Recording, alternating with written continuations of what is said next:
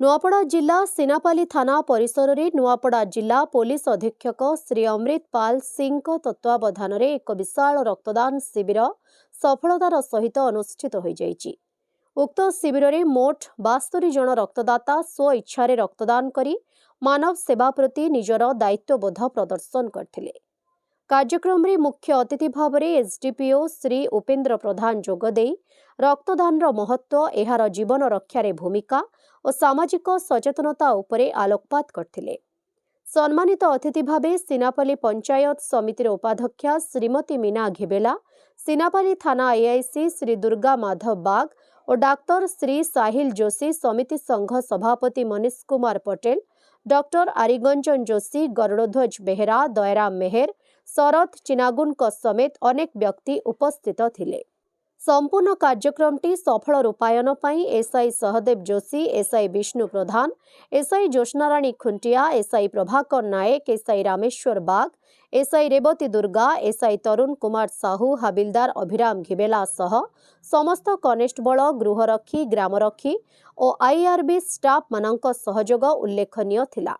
रक्त ग्रहण कार्य सीएससी सिनापाली, ओबीसी डीएचएच, नुआपड़ार मेडिकल टीम सक्रिय भूमिका निभाइथिले। एही दल में doctor Sahil Joshi, medical officer, Balaram Patra, laboratory technician, Ghanshyam Pradhan, LT, Lingeshwar Das, NCD counsellor Heturam हांग्स, अटेंडेंट और doctor Suman Saurabh, nursing officer अंतर्भुक्त थिले।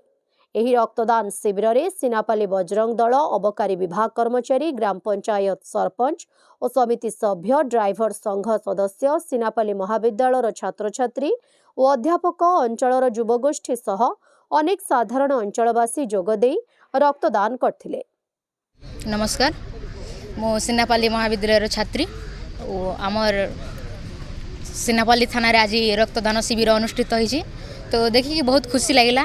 समस्ते एठी आसिक निज स्वेच्छा रक्तदान कले। आज आम सिनापाली कॉलेज रु आमको निमंत्रण आसीथिला कि एठी रक्तदान शिविर चली, तो आसिकी समस्त को उत्साहित करेंगे और रक्तदान पाई समस्त को कहबे। रक्तदान महापुण्य कह जाए। समस्त को निज जीवन रे थरे ना थरे रक्तदान करबा कथा, कहीं ना आपण रक्तदान रु जनक जीवन बची पार। तो या भल खुशी कथा कौन। तो मो समस्त को अनुरोध करुँची समस्ते रक्तदान करंतु और नुआ जीवन बचातु। धन्यवाद। मो नाम महेशदीप, लिटीगुड़ा आसचे। मको भल लगुच रक्तदान कर लगे आसी जेनटा कि रक्तदान महापुण्य है। से लगे मुझे बेसी थर भी आगर रक्तदान करे हॉस्पिटल माने जाइए और यहाँ मुझे मोर इच्छा ना आसी कर दौचे। आगर मु 27 थर देइछे, एटा मोर 28 थर हवा।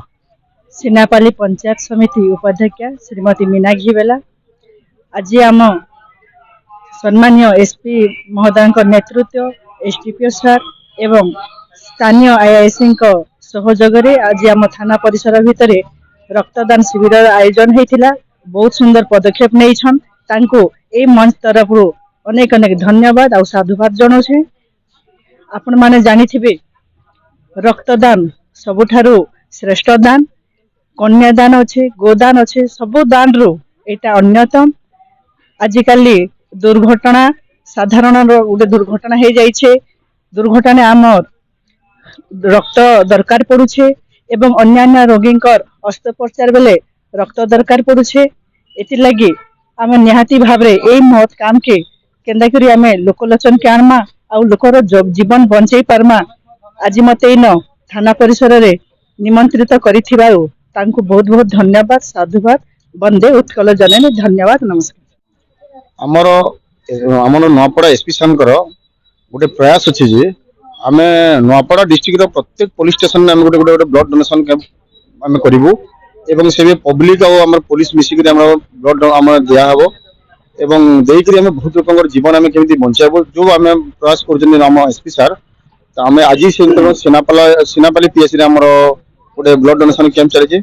एपर्यंत आम 66 ब्लड आम कलेक्शन अलरेडी हो सारी पुणी आम प्रयास चलती अधिक बढ़ापी एवं लोक मान जो आम नुआपड़ा डिस्ट्रिक्ट कि खड़ियार आमर जो ब्लड दरकार होची आमे जन बाहर जो ब्लड आमे निर्भरशील आमे होचु आमे एठी ब्लड आमे जदि कलेक्शन करके आमे देई परिबा आमे लोक मानकर बहुमूल्य जीवन आमे बंचे परिबा तेणु एटा हमर एसपी सरकार जो प्रयास हम घर तंगर अछि आमे से प्रयास के आमे समस्त आमे लागि करी आमे ताको सक्सेसफुली करबा में आमे चेष्टा करछु। सब एडिटर ऑल ओडिशा रो जगन्नाथ सागर को रिपोर्ट ओडिशा हाइलाइट समाचार। खबर दुनिया रे जोड़ी हेबा पई सब्सक्राइब करंतु ओडिशा हाइलाइट समाचार को आउ दबे दियंतु बेल आइकन को सर्वप्रथमे खबर पाइबा पई।